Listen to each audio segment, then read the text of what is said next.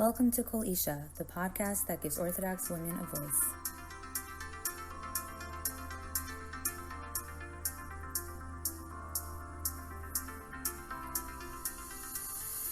Welcome back to Kol Isha. I'm your hostess, Rebecca Feldman. This week, I wanted to explore a topic that's been very controversial and politicized, and that is the issue of an all-women's volunteer EMS in the Frum community. So as many of you may be familiar, there is a volunteer EMS service called Ezras Nashim, which started in Borough Park as a volunteer group of emergency responders with the idea of women helping women, although they are available to help anybody in need. Of course, as you know, the issue of tznius comes up when it comes to male EMS volunteers showing up to a call for a woman, particularly when it's of a more sensitive nature, such as an obstetric emergency or labor and delivery, and especially in the more Hasidic communities where men and women are very careful to limit their interactions in general. So when I first heard of Ezras Nashim, I thought it was a wonderful idea. As a Frum female healthcare provider myself, I fully support the idea of having more Frum female medical providers. And really, what could be better than women helping women, especially volunteering their time and sacrificing so much to do so? But I quickly learned that this was not a simple issue for many, and it quickly became a very polarizing and very political topic. But truthfully, it didn't really affect me since I don't live in Borough Park or in Brooklyn, so it wasn't something that I gave a lot of focus to. But that changed recently when I heard a prominent member of Hatzala speak out about this issue. So, of course, Hatzala is the all-male volunteer EMS that's been functioning in virtually all large Frum communities, and they've been around for many years, and they do wonderful work. But this member was making the case that Ezras Nashim is not really needed in our community for several reasons. He said that Hatzala members are extremely sensitive to the needs of women. They do whatever they can to make them feel comfortable. And further, he even suggested that having two volunteer EMS operations side by side could be a safety issue and could ultimately result in bad patient outcomes for various reasons. Now, as a healthcare provider, this perspective was very concerning to me because ultimately, when it comes to patient care, particularly in emergency situations, the goal, of course, is safety and good patient outcomes. That's really all that matters. And although it would be nice to also have the patient be comfortable and feel well tended to and, modest and all that, ultimately what's important is that they receive quality and safe care. So what I really wanted to find out was whether these claims had any merit. And to do so, I invited two representatives from Ezras Nashim, Judge Ruchie Freier and Dr. Cherson. Judge Ruchie Freier by now is a household name to many in the Frum community. She's a member of the Hasidic community in Borough Park, and she became a lawyer while raising her 6 kids, which in itself is a major accomplishment, not to mention a rarity for a woman of her community. But she then went on to make history as the very first Hasidic woman to be elected to public office when she was elected as a civil court judge in November of 2016. She currently serves as a civil court judge in Queens, New York, and she is also the director of Ezras Nashim and one of their volunteers. The second guest I spoke to is Dr. Cherson. He is the medical director of Ezras Nashim. He's been working in the field of emergency medicine for 35 years. He has an extremely broad experience both in the hospital as an emergency room attending physician, as well as pre-hospital in EMS and emergency and disaster management. And he's also been a member of the Woodmere Fire Department for 30 years. I'm really honored that both of these highly accomplished individuals have joined me to speak about this important topic because I think that particularly when it comes to controversial issues, it's so important to hear both sides of the argument. And so I wanted to give Ezras Nashim an opportunity to respond to the earlier allegations. But before I get started, I just want to be clear that I have the utmost respect for any volunteer who gives his or her time and effort and sacrifices so much to help others in need. And this is not to be taken as an endorsement for either group. Each individual needs to do their research, and determine what would best suit their own needs in an emergency.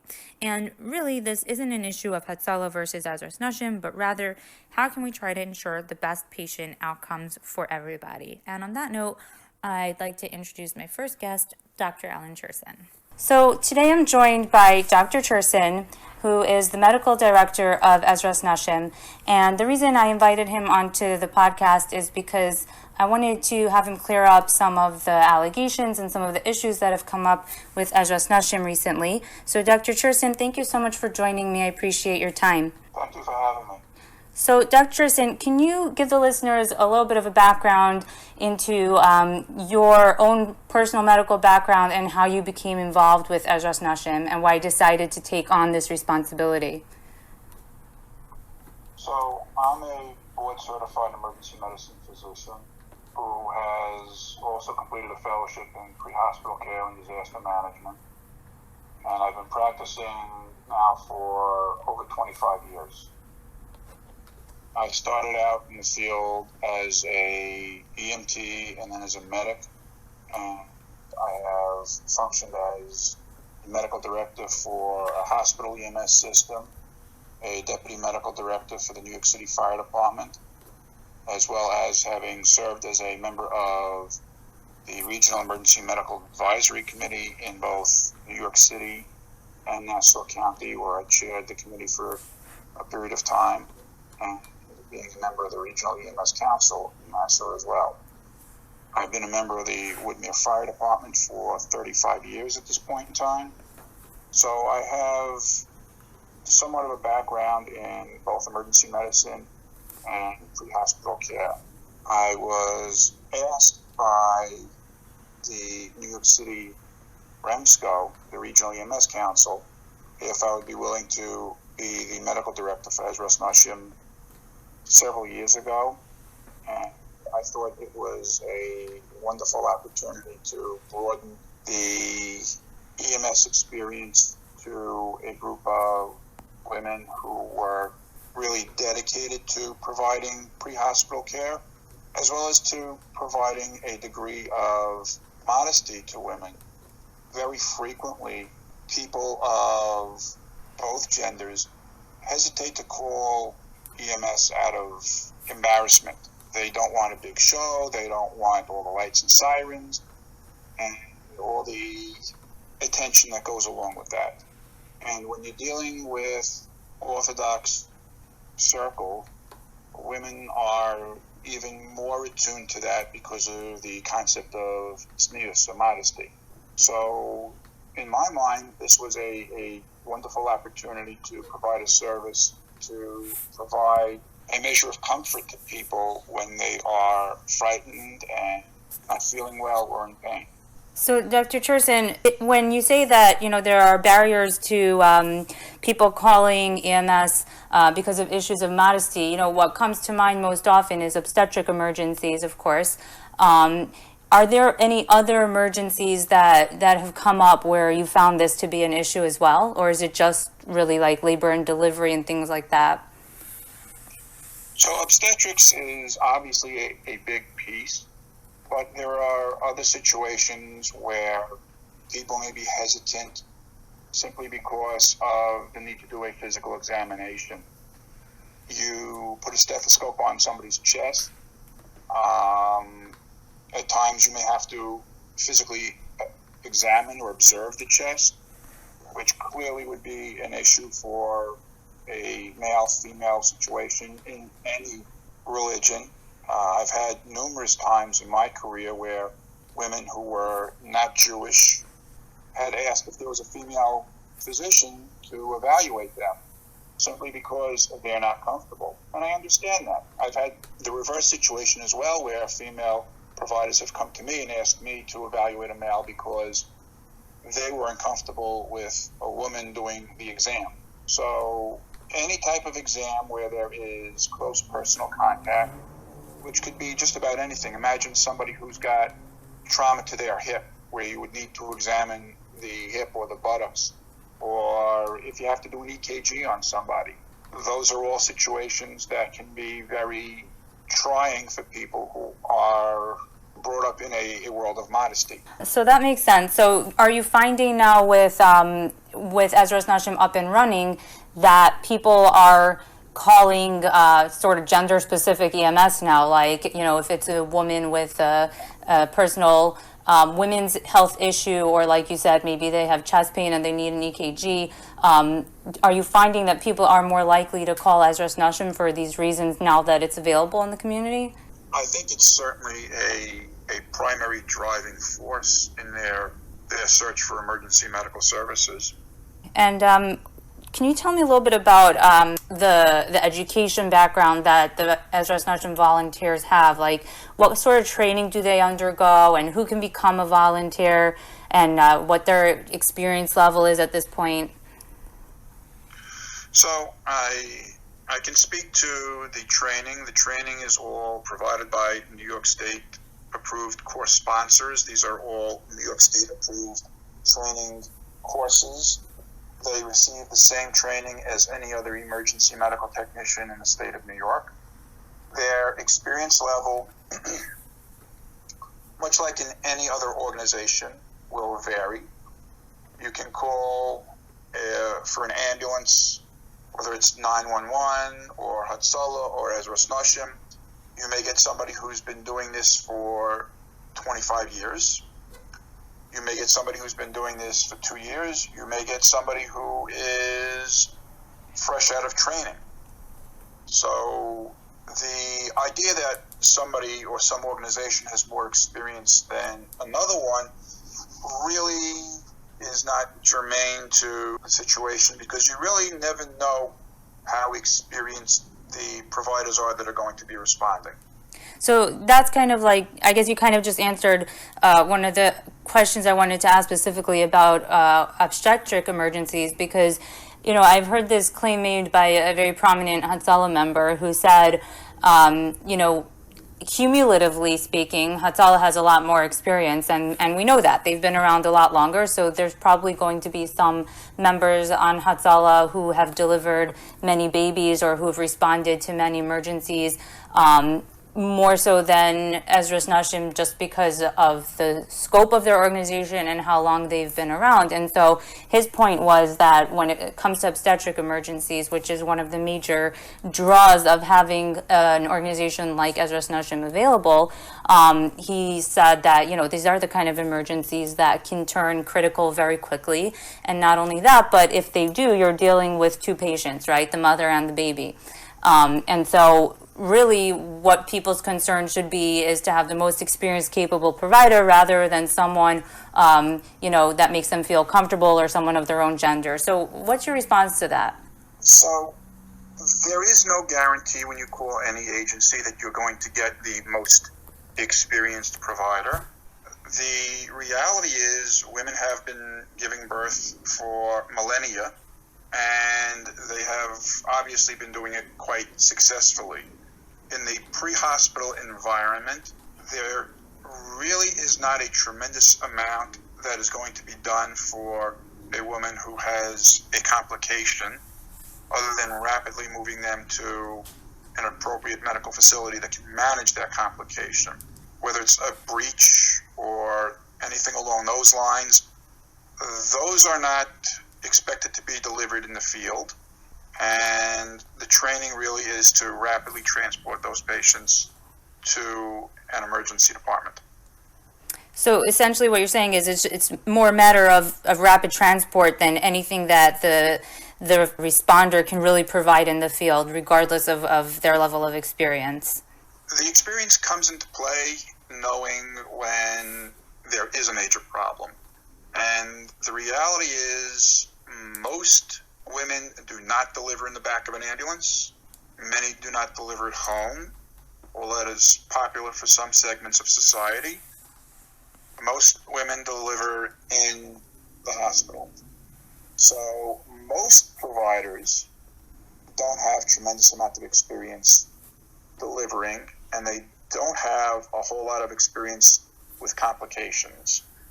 You're not talking about an obstetrician who is delivering multiple babies on a routine basis.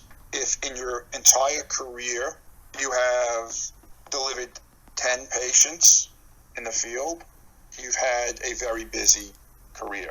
I would have to say most EMS personnel in the New York area do not deliver that many.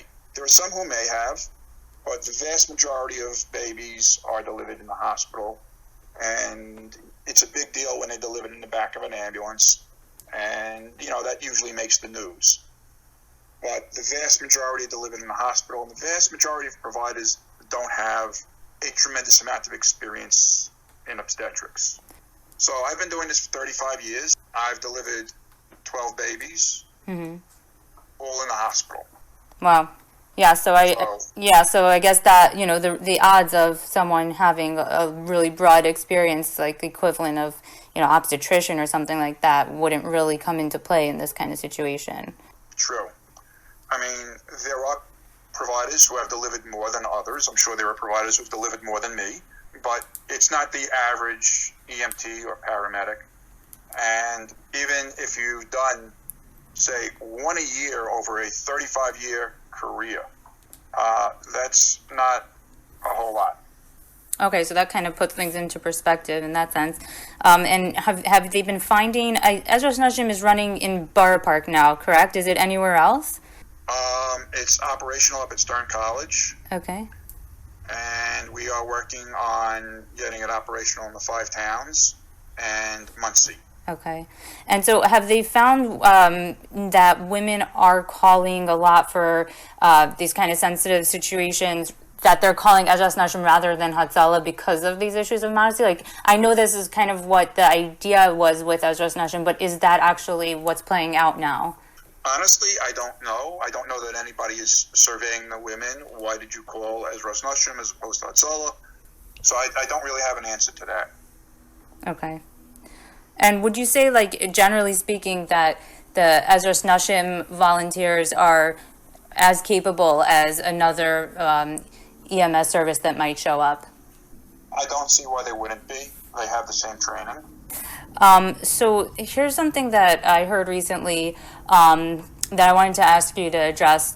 There was an allegation made, I believe it was a Hatzala member that had written a letter to a Jewish publication saying that he had shown up to a situation where there was a patient in cardiac arrest, and it seems like Ezras Nashim volunteers had shown up before him. I guess they had a quicker response time in the situation, and he said he was very disappointed to see that the patient was in cardiac arrest and the Ezras Nashim volunteers had not started CPR.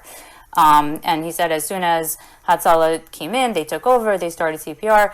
Long story short, unfortunately, the patient did not make it. Whether or not that was a direct effect of Ezras Nashim being there first is unclear. It seemed from the letter he was making an attempt to insinuate that, but it didn't come straight out and say that. Of course, no one can know for sure. A story like that is something that sounds very frightening. It's something that can certainly cause a breakdown of trust in the community. Is this a story that you were aware of? Do you know what happened in the situation? Is there anything you can tell our listeners about this? Because I'm sure some people have heard it. So, I wanted to sort of clear the air on this. So this is an old allegation, probably well over a year. The incident was investigated, and we were unable to substantiate any of the allegations that were made. So there was no evidence that any of this actually happened, or that the story was just like completely made up? How can I say this without violating patient confidentiality?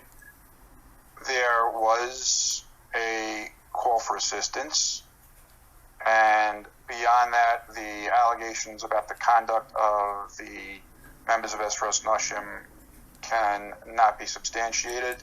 As far as anybody can determine, they performed their duties exactly as they were trained and in an appropriate manner. Okay. And I understand that you can't elaborate a lot more because of patient confidentiality, but I appreciate you addressing that.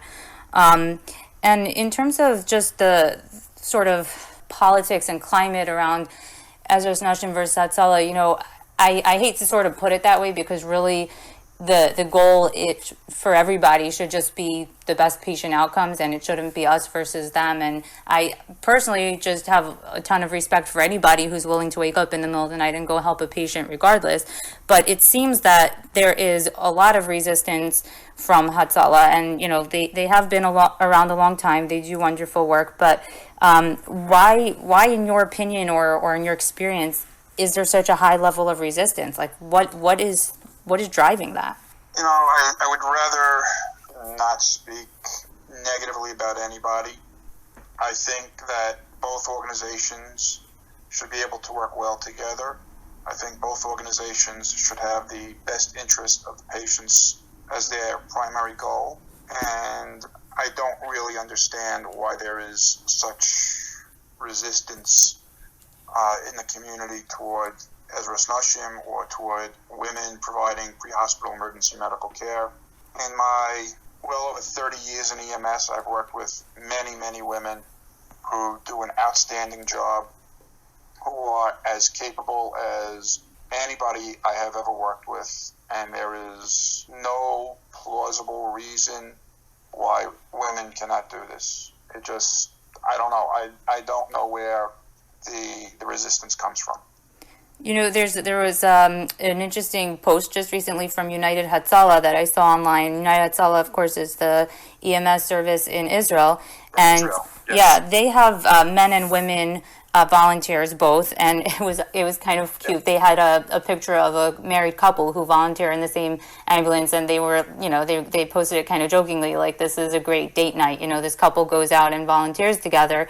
Do you think there's the possibility of this kind of model coming to the United States where men and women can volunteer together and somehow, work it out to just do what's best for the patient?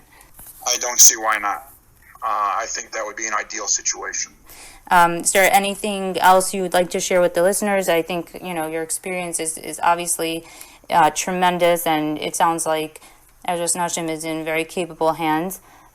Is there anything else you would like to tell the listeners about Ezras Nashim, about your experience, or, anything you want to share? Just that they're a very dedicated group of women who are well-trained and who are well-led and who have only the interest of their patients as their primary goal. I think it's a marvelous organization, and I don't see any reason to not provide them with the full support, just like we do with Hatzala. I think they both have a lot of positives, and I think we would be better exploring the positive aspects of what these organizations do as opposed to anything negative. Got it. Dr. Cherson, thank you so much for your time. And truly thank you for what you do for Ezras Nashim, because, as a woman in the community, I really appreciate that the service is available, and I look forward to it coming to my neighborhood soon. And I just wanted to thank you very much for giving us this information and clearing up some of the issues that have been surrounding Ezras Nashim. Thank you so much for joining me. You're very welcome. So right now I am joined by Judge Ruchie Freier, who, as many of our listeners know, is responsible for being the director of Ezras Nashim and sort of starting Ezras Nashim in our community. And she was extremely instrumental in getting it off the ground and still functions in a major role in Ezras Nashim. Judge Freier, thank you so much for joining me. My pleasure. So, Judge Freier, can you give us a little background about what gave you this idea to get Ezras Nashim started, and sort of how you approached it, and how you got it off the ground and running into this fantastic volunteer organization that it is today? Okay, so actually this all started going back to my years in law school, when it was my dream to be a lawyer, and I was really concerned about not compromising my standards. So I made a deal with Hashem that if I could get through law school without compromising my standards, or when Hashem's children need help, legal help, I will help them. We had a goal of women who were having a meeting who needed legal help. And they said they were EMTs and doulas, and they wanted to join Hatzala. So I felt that I have this obligation to at least see what this is all about and try to see if I can help these women. And when I met them, I was very inspired by their mission. I learned that many of them were trained over 30 years ago, and that when Hatzala was first founded, there was supposed to be a women's division. However, that women's division was disbanded right when it started, but the women always hoped and dreamed that they would have a chance to serve.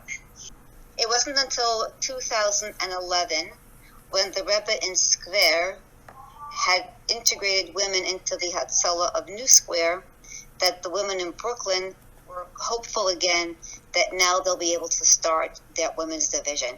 So they started to have meetings, and someone had told them if they wanted to get their project off the ground, they would need to have a woman attorney who would help them pro bono. And I was given, they were given a list of women attorneys that were from, and my name appeared on that list. And that's how I ended up getting called, meeting them. I was so impressed by these women. I wanted to see for myself who they were. These were not women who were rebellious. These were not women who were from the far left. These were really from sincere women. They were principals of schools. They were from very chashuva families. And they wanted to get this off the ground. And I said, if I went to law school just for this cause alone, it was worth it. I had no idea what it would entail, but I knew that I had to do it. And I did tell them that I was a lawyer back then, and I needed to do my research before I would really get involved with it.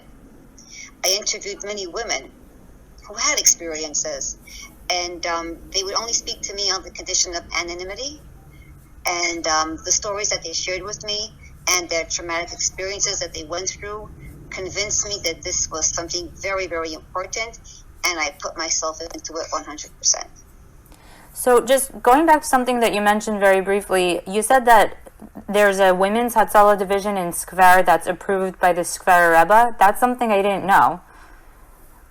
Absolutely. This has been going on for even before I got involved. So when I got involved in 2011, the women in Skver had already been working as EMTs for a while. So it wasn't something new when I got involved. And I actually met with the Skver Rebbe a number of times. One with my husband. I wanted to make sure this is something that was really legitimate and something that women actually could do. And the Rebbe was extremely, extremely influential in convincing me to get involved. However, the Rebbe in New Square would not do anything outside of his shtetl. So I was told that I would have to get Rabbanim here locally to help me because he couldn't do anything outside of Square. And of course, I respected the Rebbe's decision. So when you talk about meeting with some women who told you some, stories that really convinced you that this was a major need in the community. Of course, they spoke to you under condition of anonymity. I would not ask you to break anyone's confidentiality, but are you able to give any examples of stories that you heard? And the reason I bring that up is because I recently heard an interview with a prominent member in Hatzala who said, the concerns that Ezras Nashim and maybe some other women have about boundaries and gender issues and tznius issues, it just really doesn't exist because Hatzala is so sensitive. They try very, very hard to make the women feel comfortable. They'll even allow another woman to ride in the ambulance with them, and and I'm sure they do go to lengths to make women feel comfortable. So, what was it that you heard that really made you feel that this was a desperate need in the community? So let me first start off by saying the same way that you and I are created as women, you and I cannot stand up and say that I know how a man feels. It's just not possible. There's no way that you can completely say that you or I understand how a man feels and can feel how a man feels. So the same way I'll say that no matter what a man will tell you about being sensitive towards a woman, he will never know how a woman feels. Now, I had spoken to many women who would explain to me what it was like when they either gave birth in their bedroom or in their bathroom, and the unexpected trauma that resulted where they were surrounded by groups of men who were well-intentioned, who were there to help them, but that feeling of invasion, that feeling of your whole dignity being compromised is something that's really hard to put into words. The expression on their face, they're turning pale when they would talk about it, was enough to convince me that this is something that's very important. I think that a woman can understand and a man can't. So, my perspective on this has sort of been, because like I've worked in the emergency setting for a while now, first as an RN and now as a nurse practitioner, and of course my main concern all the time is patient safety. And I had, like, just personally, one of my babies was due in the middle of the winter. And I remember having this conversation with my husband where we said, look, we have to prepare for the possibility that we might not be able to make it to the hospital because there could be a blizzard, like in the middle of January. And so we had this thought, like, if that were to happen, what would we do?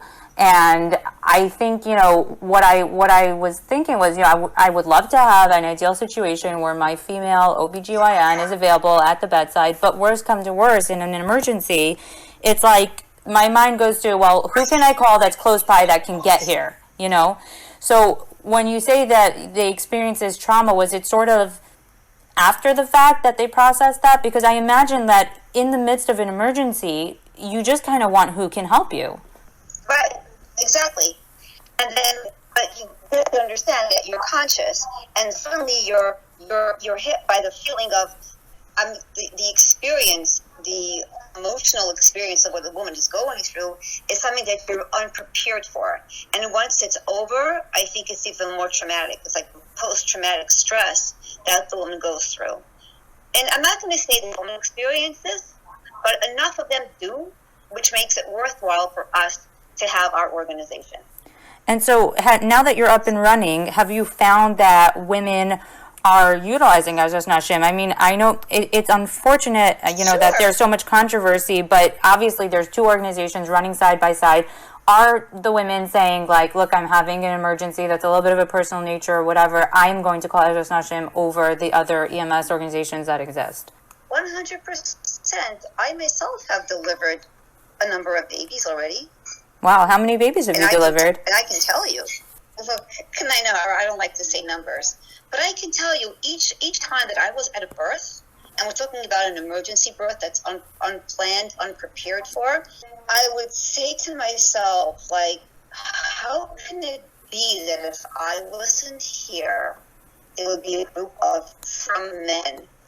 We're not talking about doctors, practitioners, or RNs. We're talking about people who are in regular business. They could be plumbers, they could be real estate brokers, they could have grocery stores, and they go through a course of 180 hours of training, and they're at the bedside of a woman who's giving birth. Now, again, I want to focus on what the woman is experiencing. And when I've delivered babies in the bathtub or on the bed or wherever it may be, and I can see what a difference it has made, I can tell you with 100% certainty that this is what is necessary and this is what is needed, especially when it's an emergency. So there's been claims made by Hatzala that cumulatively, there's so much more experience on the Hatzala side of things. Ezras Nashim is a relatively new organization, and it's more likely that if you call Hatzala, you're going to get someone who's more experienced, more capable than if you were to call Ezras Nashim. So how do you respond to an allegation like that?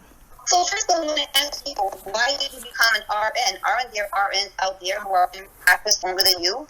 I don't know if that's a response for anybody to undergo medical training. Well, don't go through your training because there's somebody else out there who's done it longer than you. So I don't think that that's a legitimate argument.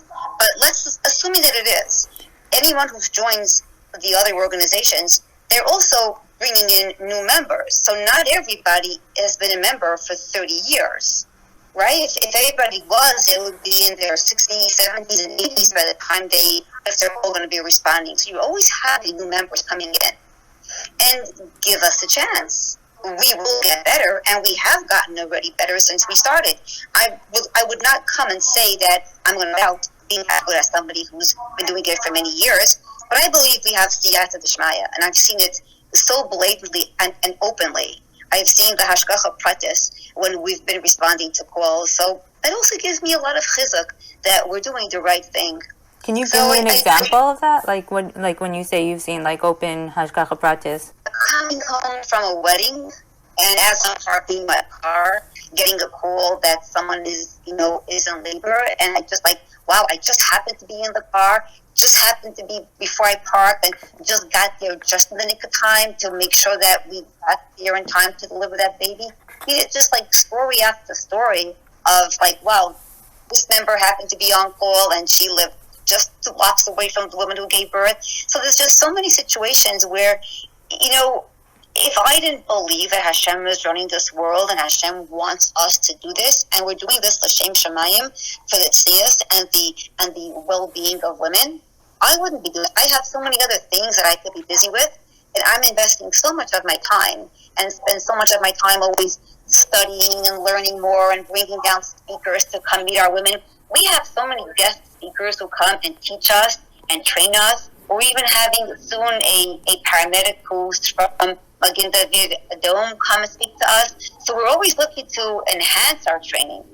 And we're doing amazing. We really are. So why do you think there's so much resistance in the community in general to your services? I mean, it sounds like, you guys are growing, you guys are doing good work. Why is it that there's so much resistance? It's something that I don't understand, and you're a little closer to it. I mean, you're a lot closer to it. Maybe you have a better feel about it, of why this is such a political and divisive issue. So to a certain extent, I think it's just human nature that whenever something new comes out, there's resistance. And I like to compare the Ezras Nashim movement to the Beis Yaakov movement. It was a movement that was started by a woman who understood the needs of women. It was also considered revolutionary. There was a lot of opposition to the Sarashnira students. But ultimately, she was right that women and young girls needed to have a Jewish education. So I think that's just human nature and the history of Klal Yisrael, that you want to do something good, it's going to be Lachon Tzara Agra. There is going to be opposition. The Satan is always going to be there to stop you from doing something good. And, if you just go with that approach, then you just keep on going. And you feel, that your intent is in the right place. So, you seeing the Siyata Dishmaya in your work, I'm sure that gives you a lot of chizuk and a lot of, drive to keep doing what you're doing. Absolutely. So, absolutely, 100%. Just, on a technical point, what is the response time of Ezras Nashim in comparison to other EMS organizations? And how fast are you able to get to calls and actually be on scene to help people out? So I want you to know that we were recognized by New York City as EMS Agency of the Year and New York State Agency of the Year in 2017 and 2018. So we're comparable, if not even better, than some of the other agencies that are out there, because we are on call 24/7, and many volunteer services are not on call 24/7. So we're really on par, if not above par, to some of the other agencies. And no agency really goes around saying we guarantee a certain response time. That's not the professional way that agencies operate. And in the professional world, we're here to care. I've been volunteering in other agencies from my own experience, in non-Jewish agencies outside of Borough Park, and it's not your patient or my patient, it's our patient. So the idea of competition should not exist in the world of EMS. And it shouldn't be political, it shouldn't be divisive, it shouldn't be any of this. And honestly, we try to keep ourselves above it. We don't want to stoop down to any such level. So we're here to really explain why we do what we're doing. I can't guess why other people are doing things that they should not be doing. All I can say is that we know that Hashem runs the world and Hashem has a plan. And in hindsight, I could say, because Ezras Nashim wasn't given the red carpet treatment within our community, and we had to go to the outside world of EMS. And what I've learned is that whether it's the health department or the local EMS council that we had to approach, we got amazing respect and amazing support. So if I have a question and I have to call any of these governmental agencies, they're so willing to work with us. And I even remember going back, rewinding around 8 years ago when I just got started, my first call up in Albany was quite daunting for me. But the person who answered the call said to me, "We've been waiting for your call. We read about you women, and we support you, and we're praying for you." Wow. So I think we're creating a tremendous Kiddush Hashem. You have no idea the Kiddush Hashem that we have been creating. Like, we're so proud of you. You're religious women. You stand up for what you believe in. You're not giving in to you going for what you feel is important. I've been invited to speak in different forums and different platforms, not all of them in Jewish places. And the amount of respect that Ezras Nashim has earned has been incredible. Most recently, we were recognized on the floor of the New York State Assembly. Wow. And we met with assembly members, and it was incredidible for us to see that in the outside world, outside of our Dalit Amos here, we are getting a lot of recognition. And we know that we are. And sometimes having resistance just makes a person stronger. Ricky, for many years, people would ask me the same question: why the opposition? Why the politics? And for many years, I tried to come up with answers. And, recently it just occurred to me that the answer is because this is what Hashem wanted. This is how Hashem had it planned. And ultimately, it made us stronger. It made us smarter. It made us realize that we have to rely on Hashem, and we have to put in a lot more effort. We can't use someone else's infrastructure. So we had to create our own committees. We had to create our own infrastructure. We had to reach out to doctors to help us. We had to reach out to lawyers to help us. We had to do so much to be a strong enough group in our own right. And I think that ultimately that's the better way. So when we have meetings, it's just us women getting together. When we have to make decisions and vote on issues, it's just us women sitting together, as opposed to being a branch from other organization that's run by the men. So I think this is just HaKadosh Baruch Hu's plan, and I'm basically a backseat driver. I'm just following the signs that Hashem is sending me and just moving step by step as we go higher and higher. So you mentioned that that Ezras Nashim was given an award 2 years in a row. That's beautiful. Congratulations for that. What sort of did you guys do to earn that award? So every year, the EMS Council of the region and of the state picks an agency of the year. And it was just 1 year where we got a letter that, based on what you've accomplished, you've been nominated as Agency of the Year for New York City. And then that they were going to recommend us to the state. And a couple of weeks later, we got the letter from the state. That's incredible. Wow. Yeah, we were also honored. The Brooklyn Borough President last year was like Women's History Month, and he picks always a few women to honor every year.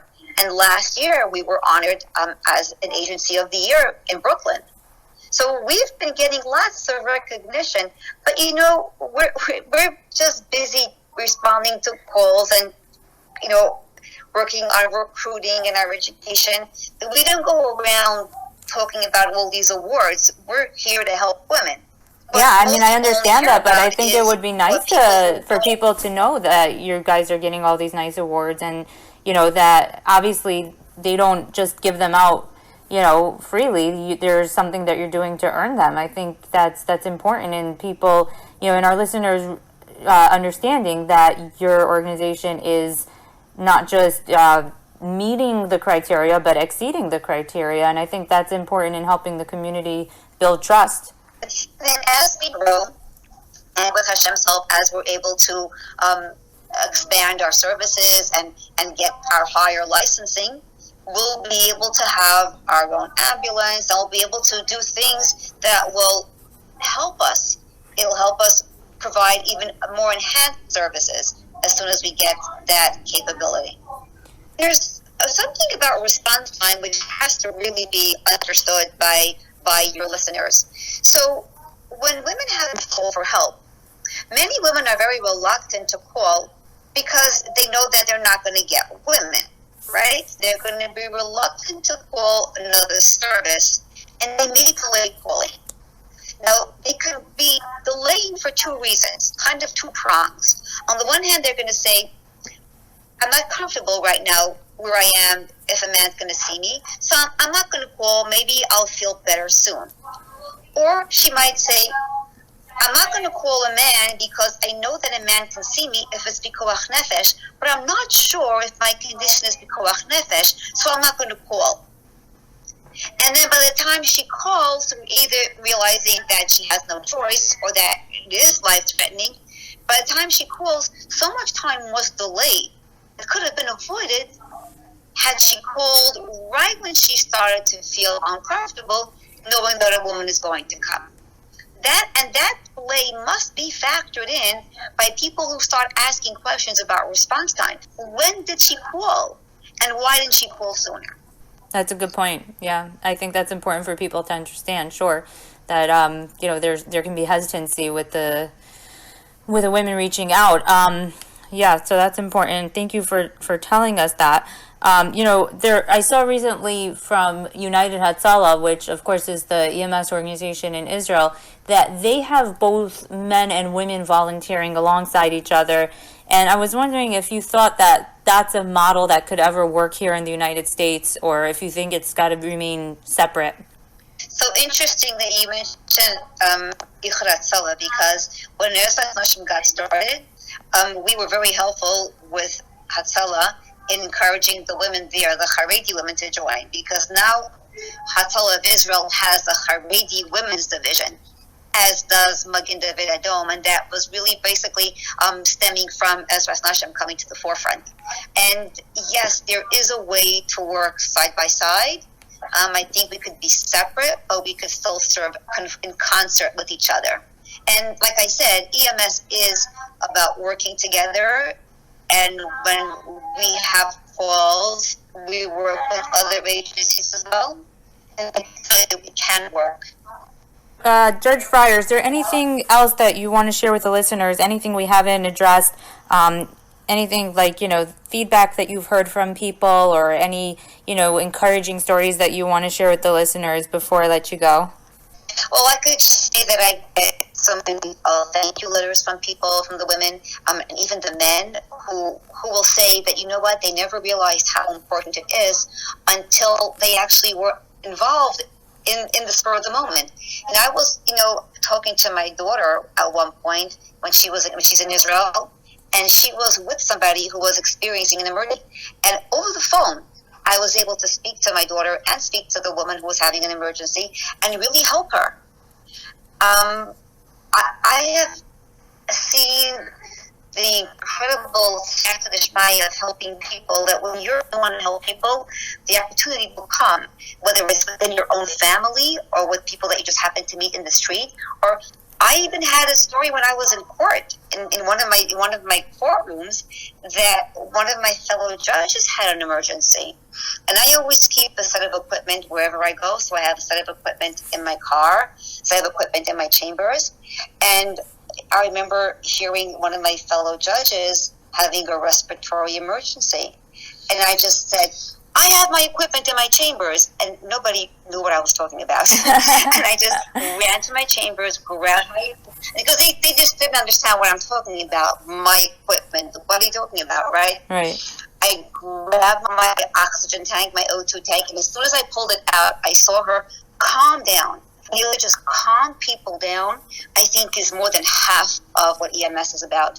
Because when you keep your patients calm, you diffuse the emergency, and you can be so much more helpful to the patients. And I think that women have that innate capability. I think Hashem created us with that maternal instinct that we have. I I think it's such a wonderful opportunity. It's such a great chesed, and anyone who gets involved and participates will see what I'm talking about. It's just like you just see the Sata Dishmaya. You feel it. You can't help but feel it, and it has changed me as a mother. I've been able to be a better mother, a better grandmother. I think any woman that has children benefits so much from knowing how to detect an allergic reaction. Is someone having a stroke? Is it a heart attack? Whatever it may be, it's incredible. And my mother and I, and my mother who took we took the EMT course together. Both of us have been able to be so helpful for my father because of our training. When you do something for others, you're going to find out one day that you're really doing it for yourself. I don't know if you understand Yiddish. Yes, but there's I do. an expression in Yiddish, right? Mm-hmm. You think you're taking an EMT course to help somebody else. You're going to find out one day that you really helped yourself. It's an incredible opportunity. At Ezras Nashim, we don't focus on the opposition. We don't focus on the controversy. We don't focus on the politics. We accept it. We know Hashem runs the world. And we've just seen how far we've grown. And we know that with Siyata Dishmaya, we will go further and further and help more women. And I'm so happy that you just put it in that context, because so often when it comes to issues that are a little controversial or that are new and people haven't gotten used to yet, things do become so polarized and politicized. This is one of my pet peeves in so many areas in life, like the political climate we're in right now, and just so many things. It's just, instead of coming together and seeing what we can do mutually to create the most beneficial outcomes, instead people would rather focus on polarizing and dividing, which is very unfortunate. And like I said, when in my experience in healthcare, the only goal that really matters is the patient, and taking care of the patient and patient safety and good patient outcomes, and making sure that everyone is focused on that goal rather than trying to create controversy, create friction. And it sounds like you and your incredible group of women are doing amazing work, and that it's really nice to hear that while other people are maybe trying to sort of stir the pot, you're all pretty focused on, you have your eye on the prize, and you're focused on just what's really important. I think that's a very refreshing attitude, and I'm so happy that I had the chance to hear it from you, and I'm so happy that our listeners will have the chance to hear it from you, because the controversy just creates this noise, and then it's hard to really see to see and hear through all that. So I just want to commend you on your incredible work. You're broken some molds, and it's really important. You've undertaken a tremendous undertaking here, and it sounds like you're doing a wonderful job. So let me say two more points which I think are very important. Yeah. First of all, many times the question comes up of whether or not Ezras Nashim has Rabbanim that give us their Haskama. Mm-hmm. So I will tell you that my husband has been incredibly supportive with many Gedolim and getting their endorsements. Now, when it comes to Rabbanim that are more local, who are more susceptible to be put under pressure, they have asked me to keep their identity anonymous. So I will tell you that there are local Rabbanim who do support us, but our Rabbanim, we respect them. Rabbanim are Rabbanim because they are Talmidei Chachamim, and they are tremendous learners, and they can paskin shilas. I think it's unfair of me to expect our Rabbanim to get involved in something that's of a political nature, and therefore I respect them, and I have kept their names confidential. So therefore, I want your listeners to know that we are working with Rabbanim, and we're working with Haskam of Gedolei Hadar, as well as local Rabbanim.